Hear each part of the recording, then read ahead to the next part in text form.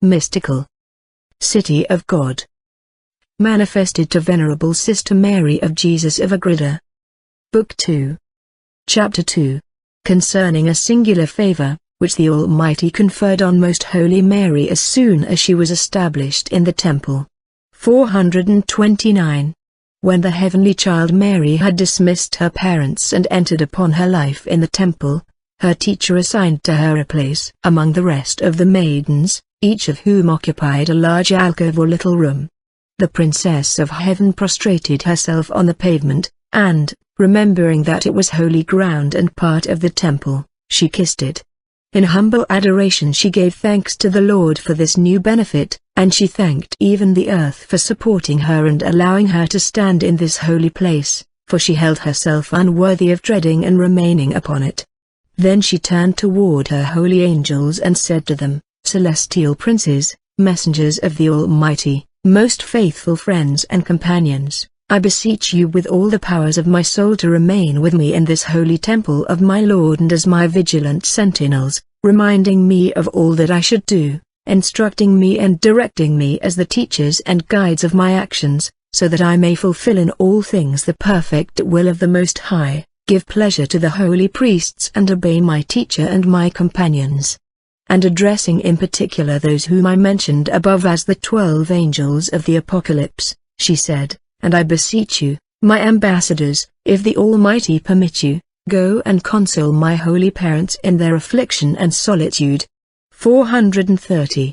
While the 12 angels executed her command, Mary remained with the others in heavenly conversation.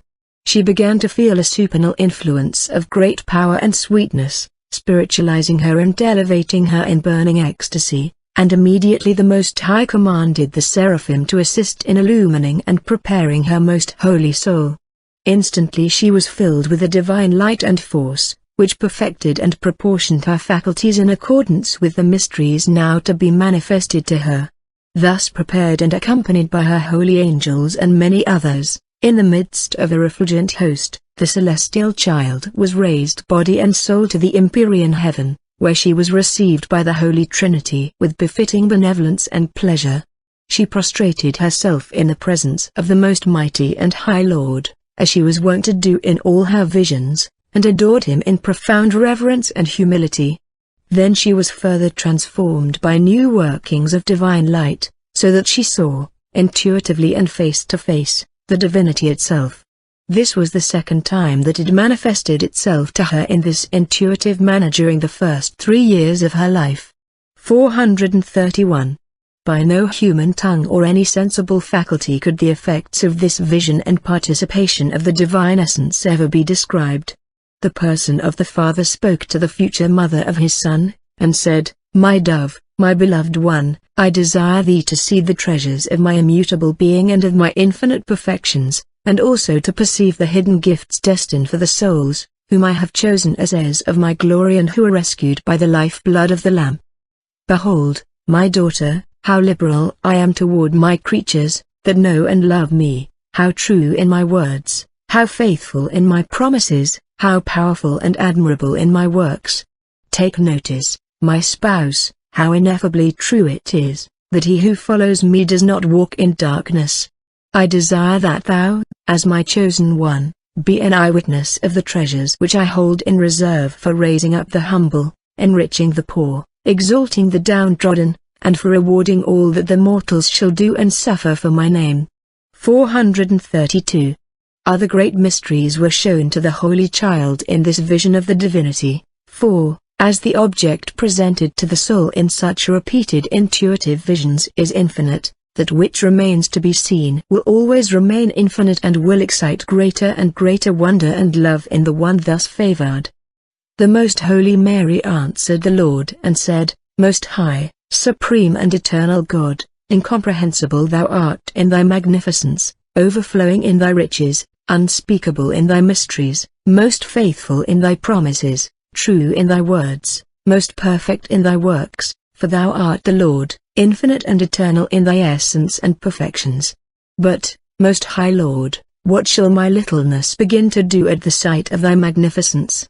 I acknowledge myself unworthy to look upon thy greatness, yet I am in great need of being regarded by it. In thy presence, Lord, all creation is as nothing. What shall I thy servant do, who am but dust? Fulfill in me all thy desire and thy pleasure, and if trouble and persecutions suffered by mortals in patience, if humility and meekness are so precious in thy eyes, do not consent, O my beloved, that I be deprived of such a rich treasure and pledge of thy love. But as for the rewards of these tribulations, give them to thy servants and friends, who deserve them better than I, for I have not yet labored in thy service and pleasure. 433. The Most High was much pleased with the petition of the Heavenly Child, and he gave her to understand that he would admit her to suffering and labor for his love and the course of her life, without at the time revealing to her the order and the manner in which he was to dispense them. The Princess of Heaven gave thanks for this blessing and favor of being chosen to labor and suffer for the glory of God's name. Burning with desire of securing such favor, she asked of His Majesty to be allowed to make 4 vows in his presence, of chastity, of poverty, of obedience, and of perpetual enclosure in the temple whither he had called her. To this petition the Lord answered and said to her, My spouse, my thoughts rise above all that is created, and thou, my chosen one, dost not yet know what is to happen to thee in the course of thy life, and thou dost not yet understand why it is impossible to fulfill thy fervent desires altogether in the manner in which thou now dost imagine. The vow of chastity I permit, and I desire that thou make it. I wish that from this moment thou renounce earthly riches. It is also my will that as far as possible, thou observe whatever pertains to the other vows, just as if thou hadst made them all. Thy desire shall be fulfilled through many other virgins in the coming law of grace, for, in order to imitate thee and to serve me, they will make these same vows and live together in community, and thou shalt be the mother of many daughters. 434. The Most Holy Child then, in the presence of the Lord, made the vow of chastity, and as for the rest, without binding herself, she renounced all affection for terrestrial and created things. She moreover resolved to obey all creatures for the sake of God. In the fulfillment of these promises she was more punctual, fervent and faithful than any who have ever made these vows or ever will make them. Forthwith the clear and intuitive vision of the divinity ceased, but she was not immediately restored to the earth. 4. Remaining in the empyrean heaven, she enjoyed another, an imaginary vision of the Lord in a lower state of ecstasy, so that in connection with it, she saw other mysteries. 435. In this secondary and imaginary vision some of the seraphim closest to the Lord approached her and by his command adorned and clothed her in the following manner. First, all her senses were illumined with an effulgent light, which filled them with grace and beauty. Then they robed her in a mantle or tunic of most exquisite splendor, and girded her with a cincture of vari-colored and transparent stones, of flashing brilliancy, which adorned her beyond human comprehension. They signified the immaculate purity and the various heroic virtues of her soul. They placed on her also a necklace or collar of inestimable and entrancing beauty, which contained 3 large stones, symbolic of the 3 great virtues of faith, hope and charity. This they hung around her neck, letting it fall to her breast as if indicating the seat of these precious virtues. They also adorned her hands with 7 rings of rare beauty, whereby the Holy Ghost wished to proclaim that he had enriched her with his holy gifts in a most eminent degree. In addition to all this, the Most Holy Trinity crowned her head with an imperial diadem, made of inestimable material and set with most precious stones, constituting her thereby as his spouse and as the Empress of Heaven. In testimony whereof the white and refulgent vestments were emblazoned with letters or figures of the finest and the most shining gold, proclaiming, Mary, daughter of the Eternal Father, spouse of the Holy Ghost and mother of the true light. This last name or title the heavenly mistress did not understand, but the angels understood it. Of the divinity ceased, but she was not immediately restored to the earth. 4. Remaining in the empyrean heaven, she enjoyed another, an imaginary vision of the Lord in a lower state of ecstasy, so that in connection with it, she saw other mysteries. 435. In this secondary and imaginary vision some of the seraphim closest to the Lord approached her and by his command adorned and clothed her in the following manner. First all her senses were illumined with an effulgent light, which filled them with grace and beauty. Then they robed her in a mantle or tunic of most exquisite splendor, and girded her with a cincture of varicolored and transparent stones, of flashing brilliancy, which adorned her beyond human comprehension. They signified the immaculate purity and the various heroic virtues of her soul. They placed on her also a necklace or collar of inestimable and entrancing beauty, which contained 3 large stones, symbolic of the 3 great virtues of faith, hope and charity. This they hung around her neck, letting it fall to her breast as if indicating the seat of these precious virtues. They also adorned her hands with 7 rings of rare beauty, whereby the Holy Ghost wished to proclaim that he had enriched her with his holy gifts in a most eminent degree. In addition to all this, the Most Holy Trinity crowned her head with an imperial diadem, made of inestimable material and set with most precious stones, constituting her thereby as his spouse and as the Empress of Heaven. In testimony whereof the white and refulgent vestments were emblazoned with letters or figures of the finest and the most shining gold, proclaiming, Mary, daughter of the Eternal Father, spouse of the Holy Ghost and mother of the true light. This last name or title the heavenly mistress did not understand, but the angels understood it, who, lost in wonder and praise of the author, were assisting at this new and strange ceremony. Finally the attention of all the angelic spirits was drawn toward the Most High, and a voice proceeded from the throne of the Blessed Trinity, which, addressing the Most Holy Mary, spoke to her, Thou shalt be our spouse, our beloved and chosen one among all creatures for all eternity. The angels shall serve thee and all the nations and generations shall call thee blessed. 436. The sovereign child being thus attired in the court dress of the divinity, then celebrated a more glorious and marvelous espousal than ever could enter the mind of the highest cherubim and seraphim. For the Most High accepted her as his sole and only spouse and conferred upon her the highest dignity which can befall a creature. He deposited within her his own divinity and the person of the Word, and with it all the treasures of grace befitting such eminence. Meanwhile the most humble among the humble was lost in the abyss of love and wonder which these benefits and favors caused in her, and in the presence of the Lord she spoke, Most High King and incomprehensible God, who art thou and who am I, that thy condescension should look upon me who am dust, unworthy of such mercy? In thee, my Lord, as in a clear mirror seeing thy immutable being, I behold and understand without error my lowliness and vileness. I admire thy immensity and deprecate my nothingness. At the sight of thee I am annihilated and lost in astonishment, that the infinite majesty should stoop to so lowly a worm, who can merit only oblivion and contempt of all the creatures. O Lord, my only good, how art thou magnified and exalted in this deed! What marvel dost thou cause through me in thy angelic spirits, who understand thy infinite bounty, magnificence and mercy in raising up from the dust her who in it is poor, and placing her among the princes. I accept thee, O my King and my Lord, as my spouse, and I offer myself as thy slave. Let not my understanding attend to any other object, nor my memory hold any other image, nor my will seek other object or plea sure than thee, my highest good, my true and only love. Let not my eyes look upon human creature, nor my faculties and senses attend upon anything beside thee, and whatever thy majesty shall direct. Thou alone for thy spouse, my beloved, and she for the only, who art the immutable and eternal good. 437. The Most High received with ineffable pleasure this consent of the sovereign princess to enter into the new espousal with her most holy soul. As upon his true spouse and as mistress of all creation, he now lavished upon her all the treasures of his grace and power, instructing her to ask for whatever she desired and assuring her that nothing would ever be denied her. The most humble dove at once proceeded to beseech the Lord with the most burning charity, to send his only begotten to the world as a remedy for mortals, that all men be called to the true knowledge of his divinity, that her natural parents, Joachim and Anne, receive an increase of the loving gifts of his right hand, that the poor and afflicted be consoled and comforted in their troubles, and that in herself be fulfilled the pleasure of the divine will.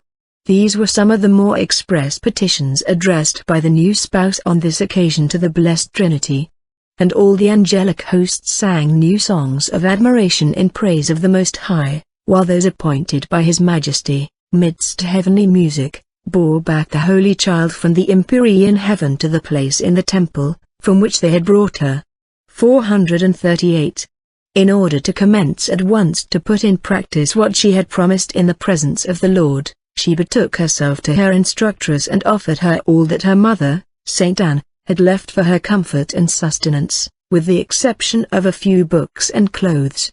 She requested her to give it to the poor or use it for any other purpose according to her pleasure, and that she command and direct her what she was to do. The discreet matron, who was, as I have already said, the prophetess Anne, by divine impulse accepted and approved of the offering of the beautiful child and dismissed her entirely poor and stripped of everything except the garments which she wore. She resolved to take care of her in a special manner as one destitute and poor, for the other maidens each possessed their spending money and a certain sum assigned and destined for their wearing apparel and for other necessities according to their inclinations. 439. The holy matron, having first consulted the high priest, also gave to the sweetest child a rule of life. By thus despoiling and resigning herself, the queen and mistress of creation obtained a complete freedom and detachment from all creatures and from her own self, neither possessing nor desiring anything except only the most ardent love of God and her own abasement and humiliation. I confess my great ignorance, my vileness and insignificance, which make me entirely unworthy to explain such supernal and hidden mysteries. For where the expert tongues of the wise, and the science and the Jove of the highest cherubim and seraphim are compelled to be mute, what can a useless and abject woman say? I know how much such an attempt would offend against the greatness of these mysteries, if obedience furnished no excuse. But even in obeying I tremble, and I fear that what I omit and am ignorant of, is the greater, and what I know and say is the more insignificant part of all the mysteries and the doings of this city of God, the Most Holy Mary. Instruction of the Most Holy Virgin Mary. 440. My daughter, among the great and ineffable favors of the Omnipotent in the course of my life, was the one which thou hast just learned and described, for by this clear vision of the divinity and of the incomprehensible essence I acquired knowledge of the most hidden sacraments and mysteries, and in this adornment and espousal I received incomparable blessings and felt the sweetest workings of the divinity in my spirit. My desire to take the 4 vows of poverty, obedience, chastity and enclosure pleased the Lord very much, and I merited thereby that the God-fearing in the Church and in the law of grace are drawn to live under these vows, as is the custom in the present time.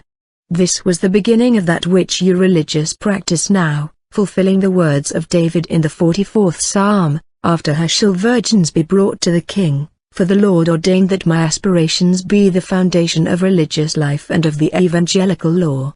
I fulfilled entirely and perfectly all that I proposed to the Lord, as far as was possible in my state of life. Never did I look upon the face of a man, not even on that of my husband Joseph, nor on that of the angels, when they appeared to me in human form, though I saw and knew them all in God. Never did I incline toward any creature, rational or irrational, nor toward any human operation or tendency. But in all things I was governed by the Most High, either directly by Himself or indirectly through the obedience, to which I freely subjected myself. 441. Do not forget, my dearest, that the religious state is consecrated and ordained by the Most High for maintaining the doctrine of Christian perfection and the close imitation of the life of my Son, and that therefore the souls, who in religious life are sunk in sleepy forgetfulness of their high blessing and lead a life more listless and lax than many worldly men, are objects of great wrath of the Lord, and a severer judgment and chastisement await them than others. The demon also, ancient and astute serpent as he is, uses more diligence in his attempts to overcome religious men and women, than to conquer all the rest of worldly men, and if one of these religious fall, all hell exerts the greatest solicitude and care to prevent his using the many means which religion affords for rising from a fall, such as obedience and holy exercises and the frequent use of the sacraments. To make all these remedies miscarry and be of no use to the fallen religious, the enemy applies so many cunning snares that it would fill with terror anyone who saw them. However, much of this is recognized in the actions and artifices by which a lax religious soul tries to defend its remissness, excusing it by specious arguments, if it does not break out in disobedience and yet greater disorders and faults. 442. Be careful therefore, my daughter, and fear so dreadful a danger. By divine assistance of grace raise thyself above thyself, never permitting thy will to consent to any disorderly affection or movement. I wish thee to consume thyself in dying to thy passions and in becoming entirely spiritualized, so that having extinguished within thee all that is of earth, thou mayest come to lead an angelic life and conversation. In order to deserve the name of spouse of Christ, thou must pass beyond the limits and the sphere of a human being and ascend to another state and divine existence. Although thou art earth, thou must be a blessed earth, without the thorns of passion, one whose fruit is all for the Lord, its master.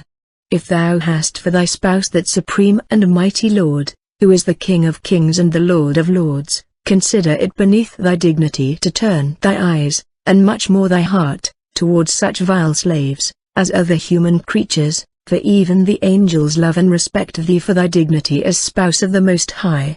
If even among men it is held to be a daring and boundless insolence in a plebeian to cast longing eyes upon the spouse of a prince, what a crime would it be to cast them on the spouse of the heavenly and omnipotent King? And it would not be a smaller crime if she herself would receive and consent to such familiarity. Consider and assure thyself that the punishment reserved for this sin is inconceivably terrible, and I do not show it to thee visibly, lest thou perish in thy weakness. I wish that for thee my instructions suffice to urge thee to the fulfillment of all I admonish and to imitate me as my disciple, as far as thy powers go. Be also solicitous in recalling this instruction to the mind of thy nuns and in seeing that they live up to it. 443. My mistress and my most kind queen, in the joy of my soul I listen to thy sweetest words, so full of spirit and of life, and I wish to inscribe them in the interior of my heart together with the graces of thy most holy Son, which I beseech thee to obtain for me. If thou give me permission I will speak in thy presence as an ignorant disciple with her mistress and teacher. I desire, O my mother and protectress, though I am so unworthy and remiss, to fulfill the 4 vows of my profession according to thy commands and according to my obligation, though I am so unworthy and remiss therein, yet I beseech thee, give me a more full instruction, which may serve me as a guide and direction in the fulfillment of this duty and as a complement of these vows, which thou hast placed in my heart.